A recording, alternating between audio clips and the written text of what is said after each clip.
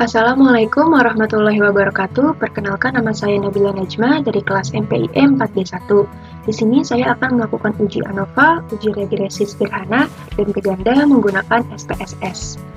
Yang pertama, di sini kita mempunyai data tingkat ketertarikan terhadap produk sabun muka. Ada produk A, B, dan C dengan jumlah responden total 90. Kemudian kita langsung saja masuk ke SPSS-nya. Pada variabel view, kita sudah memasukkan variabel-variabelnya. Nah, uji ANOVA ini ditujukan untuk mencari nilai rata-rata dari beberapa grup lebih dari 2 kelompok.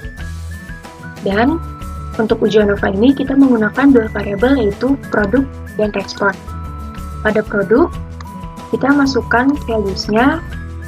Untuk yang 1 ada produk A, untuk 2 ada produk B, dan 3 ada produk C. Lalu di sini desimalnya kita ubah menjadi 0. Kemudian pada data view kita sudah inputkan semua data-datanya di sini. Lalu langsung saja kita melakukan uji ANOVA, kita klik Analyze. Lalu Compare Means, kita pilih yang One Way ANOVA. Kemudian untuk dependennya kita masukkan respon. Untuk faktornya kita masukkan produk. Kemudian di sini optionnya kita pilih yang deskriptif dan kemudian klik continue. Pada post hoc-nya di tingkat signifikasi levelnya kita masukkan 0,05, lalu klik continue. Klik OK. Di sini sudah terlihat input output datanya. Kemudian kita bisa lihat pada tabel deskriptif yang dimana lihat dengan pada produk A, B, dan C. Di produk A ada 4,5667, produk B 6,2667, di produk C 8,033 dengan total mean sebanyak 6,2889. Nah, kemudian di sini kita lihat pada tabel ANOVA-nya. Di tabel ANOVA bertujuan untuk menguji hipotesa awal. Untuk H1-nya, apakah terdapat perbedaan rata-rata antara produk A, B, dan C. Untuk H0-nya, tidak terdapat perbedaan rata-rata produk A, B, dan C. Nah, kita bandingkan nilai F hitung di tabel ANOVA ini dengan F tabel, di mana kita mempunyai DF-nya itu 2. Kemudian kita lihat F tabelnya.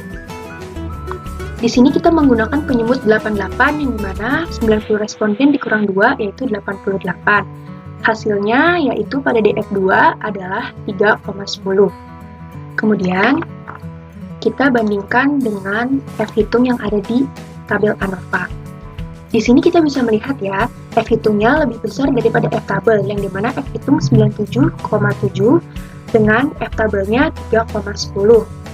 Berarti dapat disimpulkan dengan menggunakan taraf signifikasi 5% bahwa H0 ditolak. Artinya terdapat perbedaan rata-rata dari produk A, B, dan C. Selanjutnya kita akan melakukan uji regresi yang dimana bertujuan untuk menguji apakah terdapat hubungan antar variabel yang ada. Ada yang bersifat mempengaruhi independen atau variabel bebas dan dipengaruhi dependen atau variabel terikat. Pada uji regresi, kita akan menentukan model regresi linearnya, kriteria pengujian, dan koefisien determinasi. Langsung saja, kita melakukan regresi linear sederhana. Di sini kita sudah mempunyai variabel speed dan distance. Kemudian kita juga sudah input datanya di sini. Langsung saja, kita melakukan ujinya. Kita klik Analyze, lalu Regression, pilih yang linear. Kemudian untuk dependennya, kita masukkan variabel distance atau variabel terikatnya. Lalu untuk independennya, untuk variabel bebas kita masukkan speed-nya. Kemudian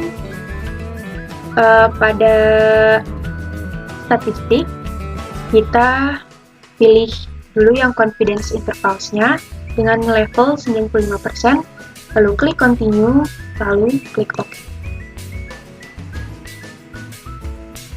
Langsung saja kita lihat pada tabel koefisien di sini untuk menyusun model regresinya. Kita lihat pada kolom B.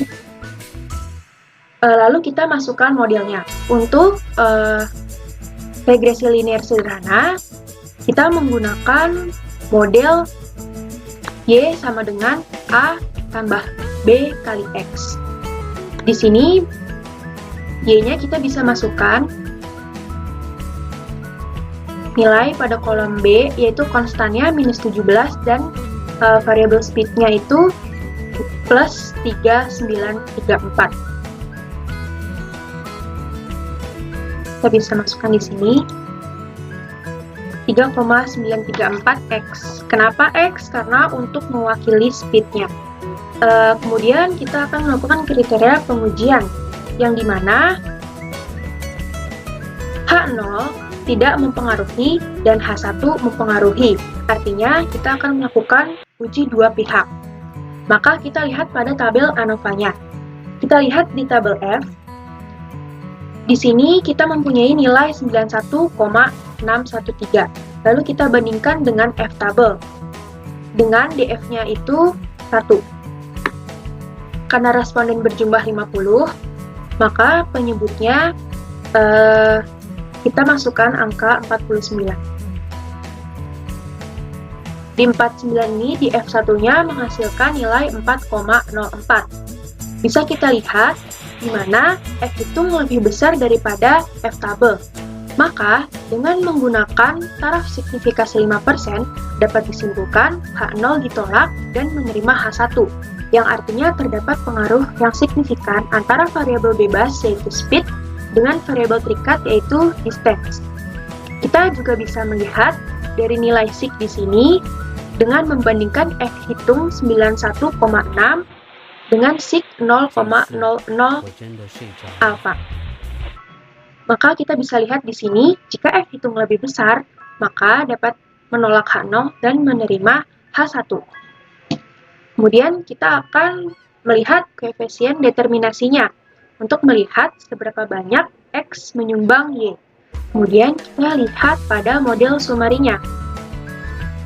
Di sini kita lihat di R² menghasilkan 0,652 sama dengan 65,2%, yang dimana artinya variabel speed hanya mempengaruhi sebanyak 65,2% untuk variabel distance dan sisanya dipengaruhi oleh variabel dan faktor lainnya.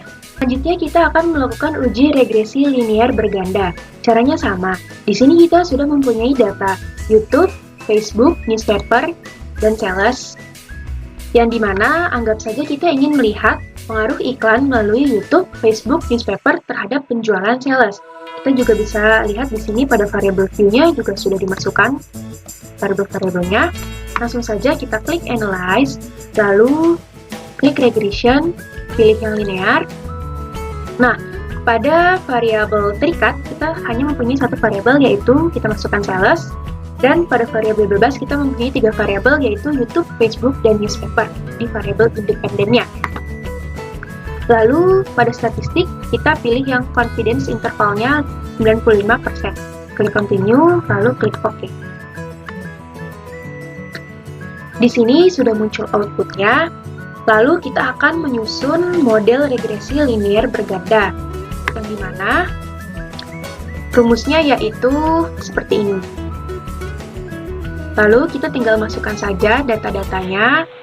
Kita lihat pada tabel koefisien yang di tabel B-nya. Di sini nilai konstannya 17,567, YouTube-nya 0,007, Facebook-nya 0,015, newspaper-nya 0,03.